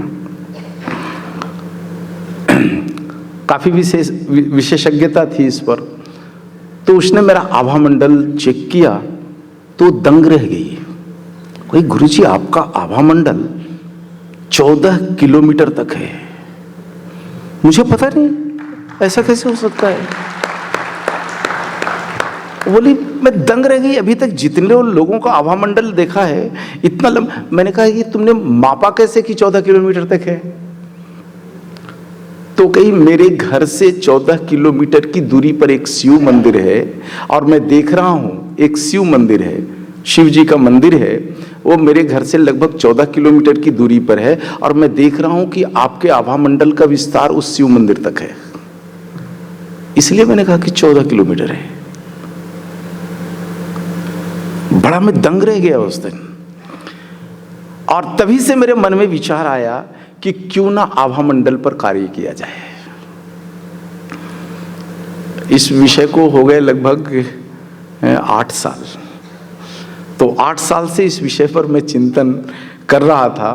फिर इस वर्ष मेरे मन में आया कि इस विषय को चिकित्सा शास्त्र से जोड़ देना चाहिए। तो यदि किसी को कैंसर है, किसी को डायबिटीज़ है या किसी भी तरह की बीमारियां हैं, तो आप उसको ऐसे आभा मंडल में बैठा दो आप। लेकिन देखो ये क्या है, ये कोई एलोपैथी का एंटीबायोटिक नहीं है कि एक गोली लिया और 5 मिनट के बाद आप दर्द को भुला दिए। इसमें लंबा समय लगता है, लंबे समय तक आभा मंडल में बैठना पड़ता है, क्योंकि जो ऊर्जा तरंगे हैं ये बहुत धीमी गति से अपने पथ में परिवर्तन लाती है। अचानक कुछ परिवर्तन नहीं होता है, बहुत धीमी गति से परिवर्तन होता है, लेकिन वह परिवर्तन अस्थायी होता है। हम जो भोजन करते हैं तो आप देखोगे पुराने लोग जब भोजन का थाल परोसा जाता है तब अंजुलि में जल लेते हैं और जल से चारों तरफ, भोजन के चारों तरफ पानी डालते हैं। यह क्रिया क्या है? यह क्रिया भोजन के आभा मंडल को ठीक करना है। जल आपने भोजन के चारों तरफ डाल दिया, इसमें से कई चीजें निकल करके आती है ना। अभी मैं तो माला ले लिया हूँ। हमारे गुरु स्वामी जी हैं जिन्होंने माला इस वर्ष मुझे दिया है। तो हम लोग 2 समय भोजन करते हैं। तो भोजन करते समय इन्होंने कहा कि ये जल आपको डालना है। तो मैंने पूछा नहीं, इन्होंने कारण बताया कि भोजन करते समय कोई चींटी प्रवेश न कर जाए, इसलिए चारों तरफ हम जल डालते हैं। और जब भोजन हो जाए तब विपरीत दिशा में जल डालते हैं, ताकि बचे हुए भोजन को ग्रहण करने के लिए चींटियों को आमंत्रित कर सकें। यह भी एक दृष्टि है। लेकिन आभा मंडल के दृष्टिकोण से यदि आप देखोगे तो सबसे सरल और सबसे बलशाली, सबसे ज्यादा नियोजित यदि किसी महाभूत का आभा मंडल है तो जल का आभा मंडल है। इसलिए भोजन के चारों तरफ जब हम जल की परिक्रमा कर देते हैं तब उस भोजन का विकृत आभा मंडल जल के साथ मिल करके और संतुलित हो जाता है। और ऐसा भोजन यदि हमने ग्रहण किया तो हमारा आभा मंडल कभी विकृत नहीं हो सकता। तो अब इसमें अब उतना समय कितना हो गया, समय बताना झांसी जी। 1 मिनट कम। हाँ, तो अभी कुछ तो समय है 10 मिनट। अब मैं इसके प्रायोगिक चीजों पर आता हूं कि आभा मंडल कैसे खराब होता है। इसमें मात्र आहार की भूमिका नहीं है, आहार के अलावा भी है, क्योंकि आभा मंडल का निर्माण भौतिक तत्वों से होता है, ऊर्जा तरंगों से होता है और संवेदनाओं से होता है। तो तीनों को सुधारना पड़ेगा, क्योंकि तीनों से ये आभा मंडल बनता है और आभा मंडल की विकृतियां भी इन तीनों से आती है। तो इन तीनों विषयों पर बात करना पड़ेगा हमें कि कैसे हम अपने आभा मंडल को मजबूत बनाएं, स्ट्रांग बनाएं, कि हमारे आभा मंडल में बैठा हुआ व्यक्ति हमें प्रभावित न कर दे। यदि आप सभी गविसिद्ध हो और प्रतिदिन पता नहीं कितने तरह के पापों से भरे हुए व्यक्ति को समीप बिठाते हो। पाप मतलब क्या? बीमारियां। बीमारियों का दूसरा नाम ही पाप है, पाप कोई दूसरा नहीं है। तो कितने पापियों को आप पास बिठाते हो। यदि आपका आभा मंडल कमजोर रहा तो उस पापी का पाप आपके शरीर में प्रवेश कर जाएगा और आप बीमार हो जाओगे। इसलिए सभी गव्यसिद्धों से मैं कहता हूं कि आप अपने शरीर के आभा मंडल पर ध्यान दो। यदि आपका आभा मंडल सुदृढ़ रहा, बलशाली रहा, तो मात्र आपके आभा मंडल में बैठने से उस व्यक्ति के बीमारियों का बहुत सारा अंश क्षय हो जाने वाला है।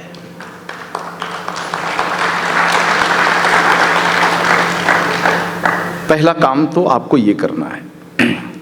इस काम को करने के लिए, शरीर के आभा मंडल को सुदृढ़ बनाने के लिए आपको करना क्या है?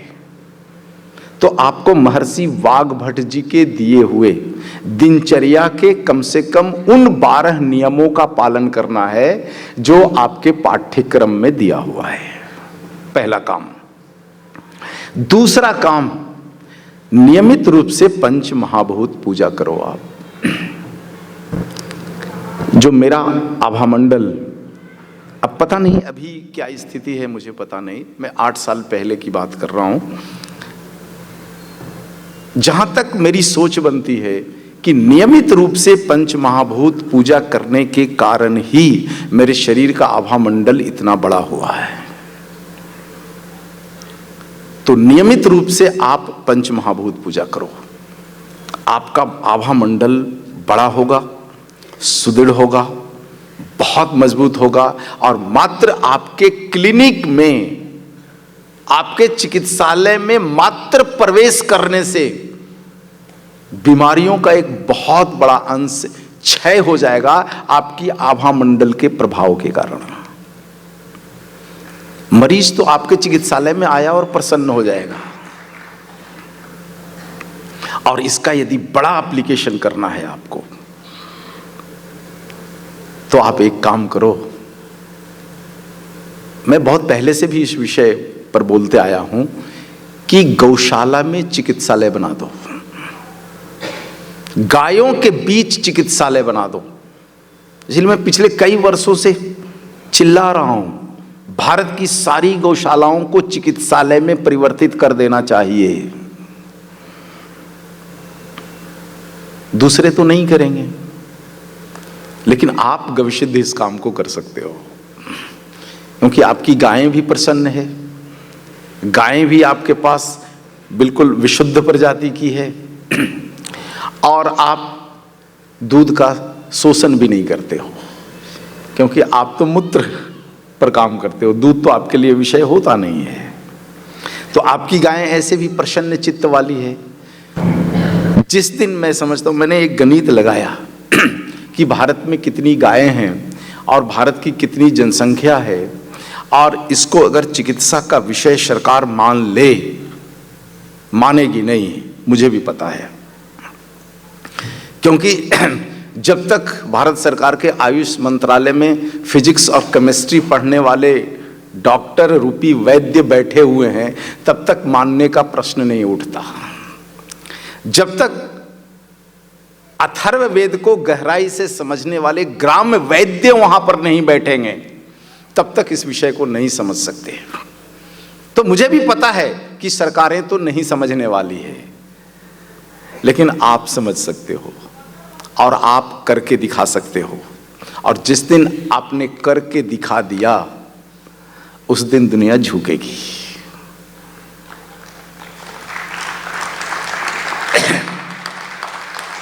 देखो, मैं तो गुरु हूं, आपको आदेश भी कर सकता हूं, लेकिन आदेश नहीं। मैं अनुरोध करता हूं आपसे कि इस देश में गाय का सम्मान बढ़े, इसके लिए यह काम कर दो। हाँ, अपनी चिकित्सालय में सुखी गोवंश को रखो या अपनी गौशाला में चिकित्सालय खोल दो। बीमारियों को क्षय करने में जो श्रम आपका लगता है, यह गाय बहुत कम कर देगी। और यदि आपका आभा मंडल सुदृढ़ रहा तो गाय का आभा मंडल और आपका आभा मंडल लगभग 50% बीमारियों को बिना औषधि के खत्म करने में सक्षम है। अब रह गया मात्र 50% की बात, तो उसके लिए पंचगव्य है आपके पास, वनस्पतियां हैं आपके पास। तो अपने आभा मंडल को तेज कीजिए, दिनचर्या का नियम पालन कर, पंच महाभूत पूजा कर, प्रतिदिन गाय के संपर्क में आकर अपना निवास गाय के आभा मंडल में रखो। जहां गौवंश है वहीं पर अपना निवास रखो। जितना अधिक समय हो सकता है गाय के आभा मंडल में गुजारो, तो इससे आपका आभा मंडल सुदृढ़ हो जाएगा। अब यहां पर एक और विषय को लेकर चलते हैं कि ये आभा मंडल कमजोर होता है या विकृत होता है, उसमें आहार की भूमिका है। इसके अलावा भी कोई विषय है क्या? बिल्कुल है विषय। केवल आहार पर निर्भर नहीं करता। आभा मंडल को विकृत और कमजोर करने का जो विशेषता मनुष्य के पास है, उसमें सबसे बड़ी भूमिका है क्रोध। क्रोध, जैसे ही आप क्रोध करते हो, आभा मंडल की ऊर्जा तरंगें विपरीत दिशा में घूमने लग जाती है। अभी तक क्लॉकवाइज घूम रहा था और हमने क्रोध किया, ये ऊर्जा तरंगें रास्ता बदल देती है। तो क्रोध दूर रहिए, मेरी तरह क्रोध करो।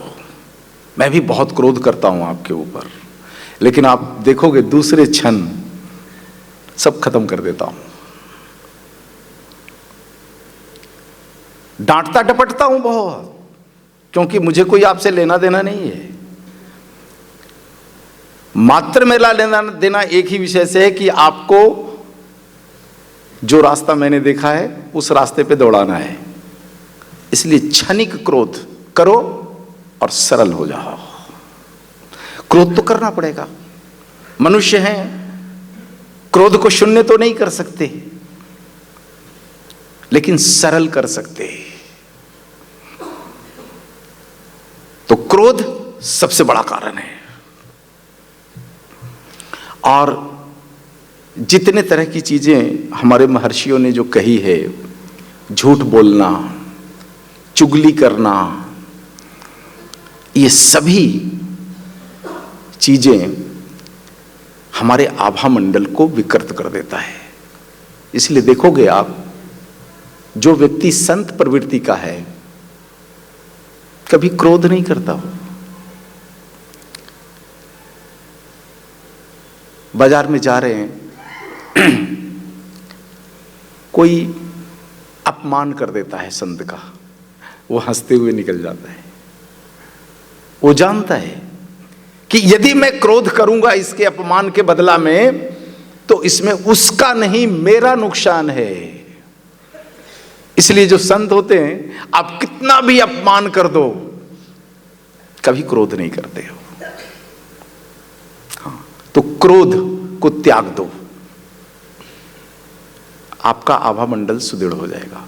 और ऐसे ही जितनी भी चीजें हैं, है ना, झूठ बोलना, चुगली करना, बेईमानी करना, ये सब क्रियाओं को त्यागना पड़ेगा आपको। तो आपका आभा मंडल, मन में किसी के प्रति द्वेष ना रखो, आभा मंडल विस्तार ले लेगा। इतनी चीजें शायद आपको ध्यान में ना रहे, इसके लिए इस बार हमने ये लेख भी लिख दिया है। आज ये पुस्तक वितरित करवाने की कोशिश करूंगा। आभा मंडल, पंच महाभूत एवं त्रि ऊर्जा का संतुलन। जो त्रि ऊर्जाएं हैं हमारे शरीर में, शिव ऊर्जा, ब्रह्मा ऊर्जा और विष्णु ऊर्जा, इन तीनों का संतुलन आभा मंडल से होता है। और इस विषय को इतनी गहराई से भारत ने समझा था कि सारे देवी देवताओं के का जो चित्र आप देखते हो सभी आभा मंडल से पूर्ण होता है। आपने कभी देखा है किसी देवी का चित्र, रामचंद्र जी का चित्र देखा है? पीछे एक चक्र लगा हुआ होता है, क्या है वो? पेंटर की कल्पना नहीं है, वह उसका आभा मंडल है। तो आभा मंडल कैसे देख सकते हो आप?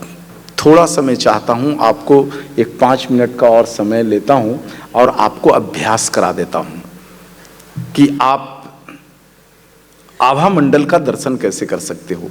किसी भी वस्तु के आभा मंडल को आप कैसे देख सकते हो? बिना तृतीय नेत्र को जागृत किए बिना भी हमारे महर्षियों ने बहुत सारे ऐसे विधि दिए हैं जिससे आप किसी भी वस्तु के आभा मंडल को देख सकते हो आप। और जैसे ही आभा मंडल को आप देखोगे आपको उसकी विकृतियां समझ में आ जाएगी। अभी क्या हुआ, 13 तारीख को हमारे गुरु स्वामी जी बोले, गुरु जी बहुत लोग चिकित्सा कराना चाहते हैं। हमने देखो इतना समय नहीं और इतने लोग हैं, सोचा क्या करो। फिर मैंने कहा बुला लो आप गुरु स्वामी जी से पूछना। मरीज को सामने खड़ा किया, कोई वार्तालाप नहीं, कुछ बात नहीं, मैंने कुछ भी नहीं पूछा, मात्र उसके आभा मंडल का दर्शन किया और औषधियां लिख करके दे दी। मुझे नहीं लगता कि एक भी प्रिस्क्रिप्शन गलत हुआ है। यदि आभा मंडल पर आपने अभ्यास कर लिया, दुनिया का कोई भी डायग्नोसिस सिस्टम आपके सामने छोटा पड़ जाता है।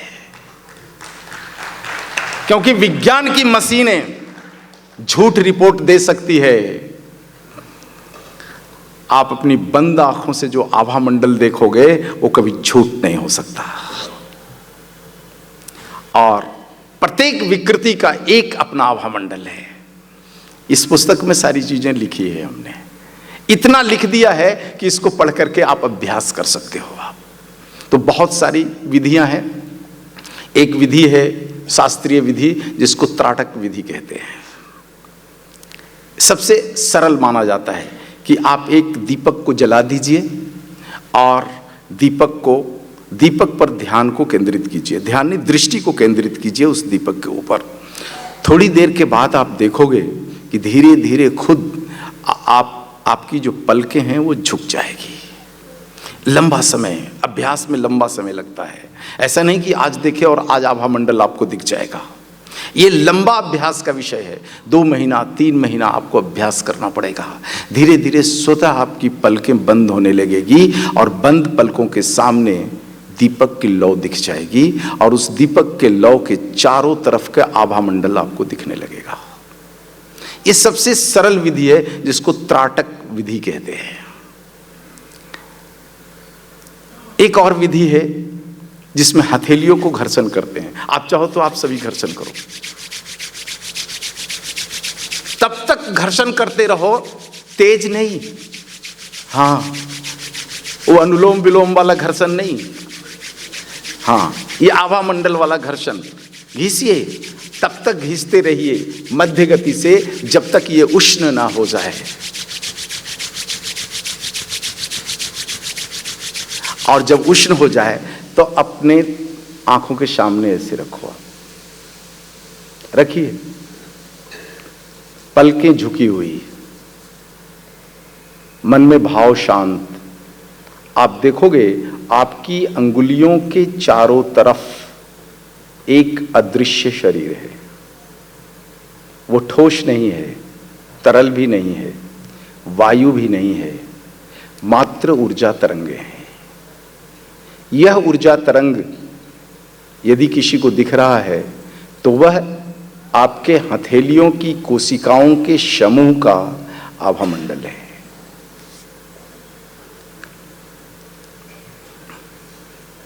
ऐसे ही कोई भी वस्तु यदि है, आप उस पर दृष्टिपात करो और दृष्टिपात करते करते एक समय आएगा कि आपकी पलकें आपके नियंत्रण में नहीं होगा और स्वतः वो झुककर धीरे धीरे बंद हो जाएगा और वह वस्तु आपको बंद आंखों की सामने दिखने लगेगा और उस वस्तु के चारों तरफ एक प्रकाश पुंज दिखेगा। यही उस वस्तु का आभा मंडल है और यह आभा मंडल बताता है कि उस वस्तु का चरित्र क्या है। उसका संपूर्ण विश्लेषण इसमें आपको दिख जाएगा। और यही अभ्यास यदि आपने मरीजों के ऊपर, मनुष्य के ऊपर, जीव जगत के ऊपर और वनस्पतियों के ऊपर यदि आपने कर लिया तो मात्र वनस्पतियों के दर्शन से, मात्र वनस्पतियों के देख लेने से आप इस निष्कर्ष पर आ जाओगे कि इस वनस्पति का उपयोग कौन सी बीमारी में की जा सकती है।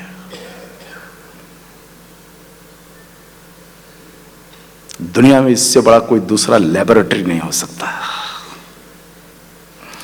आप किसी वनस्पति को लेके जाओगे और फिर उसका आप एनालिसिस कराओगे। एनालिसिस कितना, अब देखो एक कड़वी बात कहता हूं, मॉडर्न मेडिकल साइंस जितना भी एनालिसिस कर रहा है एक भी 100% सही नहीं है।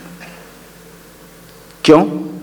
क्योंकि वह केवल अपनी लेबोरेटरी में उस वस्तु के भौतिक शरीर का विश्लेषण कर रहा है। लेकिन भौतिक शरीर कितना है? मात्र 30%। 70% जो शरीर है, ऊर्जा शरीर, इसका विश्लेषण आपने कहां किया? और उस वस्तु का गुण धर्म मात्र भौतिक शरीर से नहीं, भौतिक शरीर, ऊर्जा शरीर और फिर उसकी चेतना, तीनों का सम्मिलित स्वरूप होता है। जबकि लेबोरेटरी केवल एक पार्ट का एनालिसिस कर रहा है और उसका हिस्सा मात्र 30% है। तो कोई वैज्ञानिक कैसे कह सकता है कि मैं लेबोरेटरी के आधार पर तय करता हूं कि इस वनस्पति की क्या उपयोगिता हो सकती है? लेकिन हां, उसके भौतिक चरित्र का विश्लेषण आप कर सकते हो। लेकिन यदि उसके ऊर्जा शरीर का विश्लेषण करना है तो एक ही रास्ता है आपके पास, और उस वस्तु का आभा मंडल का दर्शन करना।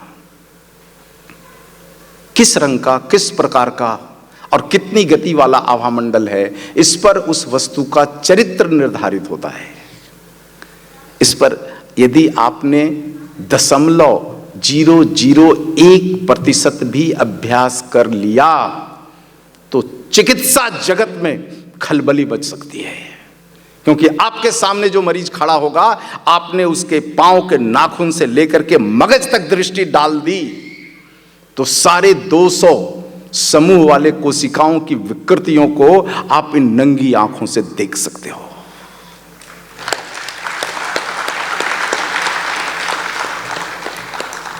गुजरात में जब मैं मोरबी में व्याख्यान के लिए गया था तो मैंने अपने जीवन में पहला प्रयोग वही किया था। और उसके बाद कभी कभी छोटे मोटे प्रयोग करते रहता हूं। तो विनम्रता पूर्वक, आदेश नहीं, विनम्रता पूर्वक आपसे मैं निवेदन करता हूं कि भारत की जो यह उत्कृष्ट, भारत का जो यह उत्कृष्ट ज्ञान है, इसको धारण करने की कोशिश करो और चिकित्सा जगत में एक ऐसी विधा को स्थापित करने की कोशिश करो कि वैद्य के सामने मरीज खड़ा हो जाए तो मरीज से कुछ पूछने की आवश्यकता ना पड़े और आप औषधियां लिख दो। जब तक मैं किसी वस्तु के साथ जीता नहीं हूं तब तक मैं उस पर संवाद नहीं करता। मैंने जिया है, किया है और कई लोगों के सामने किया है। और जब मैं आश्वस्त हो गया तब इसको चिकित्सा विधा का एक स्वरूप देकर के आपसे निवेदन करता हूं कि इन चीजों की पुनर्स्थापना में आप अपना योगदान दे दो। गाय का भी सम्मान बढ़ेगा, भारत में सात्विकता भी आएगी और तब कहीं जाकर के हम निरोगी भारत की परिकल्पना को साकार कर सकते हैं। हमारा जो नारा है, गौ मां से निरोगी भारत, केवल भौतिक औषधियों से नहीं हो सकता। औषधियों के ऊर्जा वाले स्वरूप को समझना पड़ेगा, चेतना वाले स्वरूप को समझना पड़ेगा। तो इसी के साथ आज के इस सत्र को मैं यहीं पर विराम करता हूँ। और भी बहुत सारे विषय इसमें हैं। मैंने इस विषय के केवल उन खंडों को लिखा है जहाँ से आप चिकित्सा जगत में इसको अभ्यास में ला सकते हो। तो इसको अभ्यास में लाओ आप, और यदि प्रकृति की इच्छा हुई तो इस पर और विस्तार से आगे के सम्मेलनों में मैं आपसे बात करूंगा। एक बार फिर से आप सभी गविसिद्धों का बहुत बहुत आभार, बहुत बहुत धन्यवाद। और सबसे बड़ा आभार तो मैं तिरुमल तिरुपति देवस्थानम को देना चाहता हूँ, जिन्होंने अपनी पवित्र धारा को इस पवित्र ज्ञान के लिए हमें दिया है।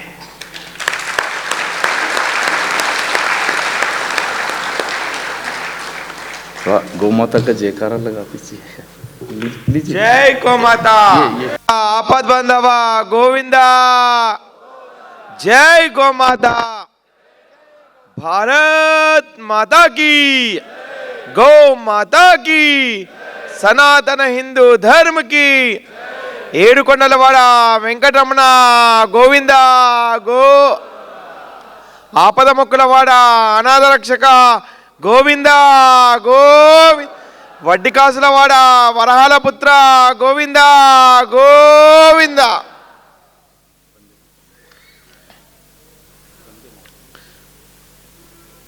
वंदे मातरम गीत गाना। वंदे मातरम एक साथ बोलेंगे। वंदे वंदे मातरम मातरम मातरम मातरम मातरम मातरम। धन्यवाद गुरुजी, आपके अमूल्य वचनों के लिए हम हृदय से आभारी है। మరిన్ని అప్డేట్స్ కోసం బ్యాక్ టు రూట్స్ యూట్యూబ్ ఛానల్ని సబ్స్క్రైబ్ చేసుకోండి।